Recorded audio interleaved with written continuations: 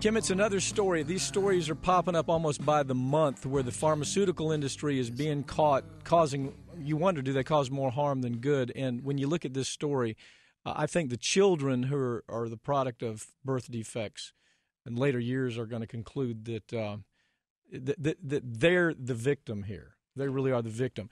Tell us about the SSRI study. First of all, what is SSRI, and where do these birth defects come from? Sure. Selective serotonin reuptake inhibitors. These are, there's a ton of drugs. There's probably 8 drugs on the market, 15 to 30 generics now. These drugs are basically sent to women to make them feel happy, supposedly, and they're quick fixes. These drugs are given to women for depression, for anorexia, for bulimia, to treat social disorders that women come about, or even from pregnancy. Now, what we're going to find out, having done some of these pharmaceutical cases, we're going to find out that the industry, the people who make Zoloft, Prozac, Paxil, Lexapro, Celexa, we're going to find out that in their files, they've known for years what the increased risk of birth defects are when people take their SSRI drugs. I've never in 25 years seen a situation where a pharmaceutical company didn't know years before the problem arose, failed to tell anybody, made profits in that process, and then at the end of it said, okay, well, we've made plenty of money, let's deal with the litigation now. I mean, isn't that what we see almost every one of these pharmaceutical cases? That's correct, and about every single one of these drugs has that same aspect behind it. These drugs came on the market in the 90s. The FDA, to whatever extent they could assist, have tried to make it easy for these manufacturers to categorize these drugs. The problem is, as we saw with Paxil in 2005, Paxil came on the market as a Category B, perfectly fine to prescribe to moms who are pregnant or in a childbearing age for pregnancy. Over 3 years, that increased warning came up to a Category C, which means there may be some association. All of these SSRI drugs right now are given a Category C warning, if you will.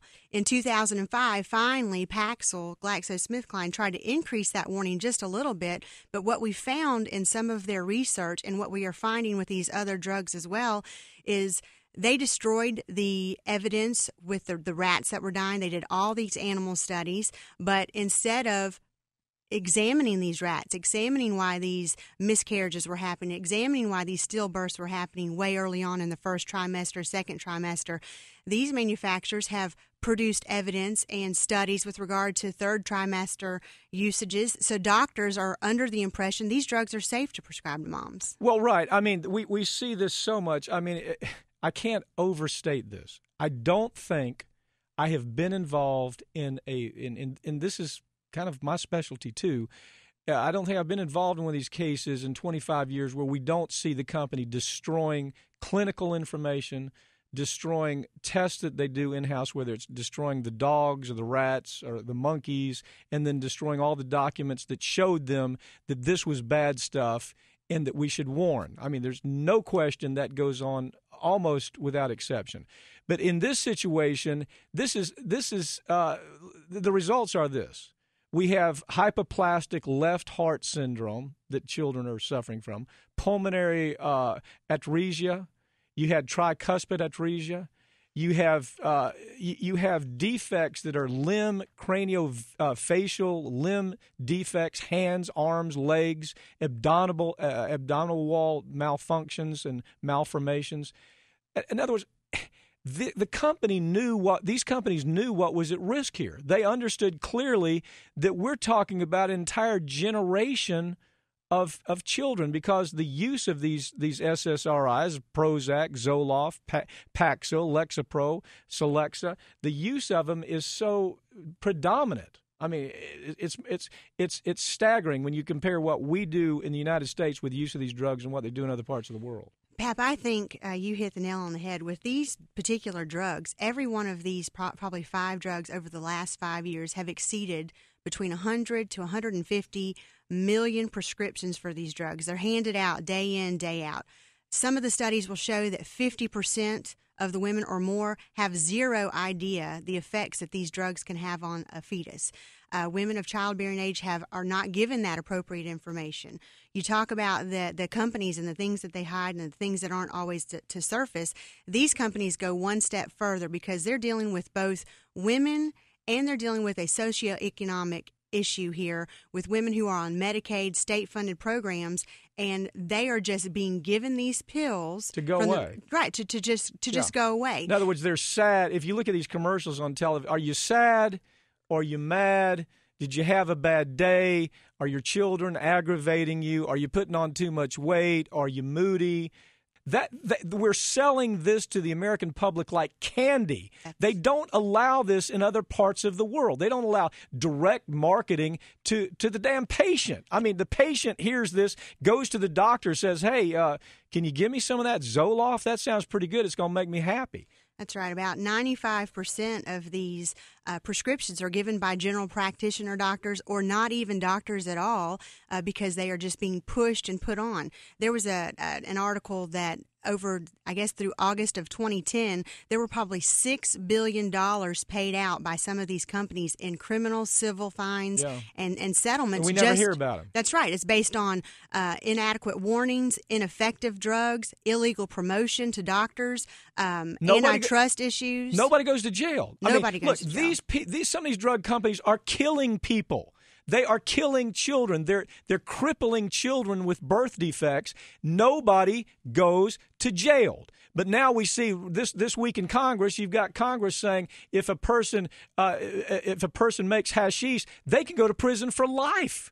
These are drugs a lot worse than hashish. I got to tell you that. Look, it's being sold. You got depression, take it. You got bulimia, take it. You got obsessive compulsive disorder, take this drug. You got anxiety disorder, take this drug. You feeling stressed, take this drug. Isn't part of the problem what we're seeing really from some of these the Danish study or the University of Pittsburgh or tons of studies? I mean, University Hospital of Denmark. These studies are overwhelming. It was clear anybody working in this industry could read those studies and say, this is a problem. These aren't just minor abnormalities. These are huge abnormalities, abdominal wall malformations, craniofacial, limb, hand, foot malformations, congenital heart failure, hypoplastic left heart syndrome, double aortic arcs. These are kind of things that change the life of that child. Don't they? What are some of the things these kids have to do to get their life back? Some of these kids go through 3 and 4 surgeries as babies. Parents are struggling with guilt of why did this happen to my child? You've got for heart surgery patients, these kids sometimes will develop lower IQ scores. They're not getting oxygen to their other organs. So you're looking at surgery for the child, maybe a crippling developmental delay with IQ scores. When you look at clubfoot or limb malformations, you're looking at possible amputations of limbs.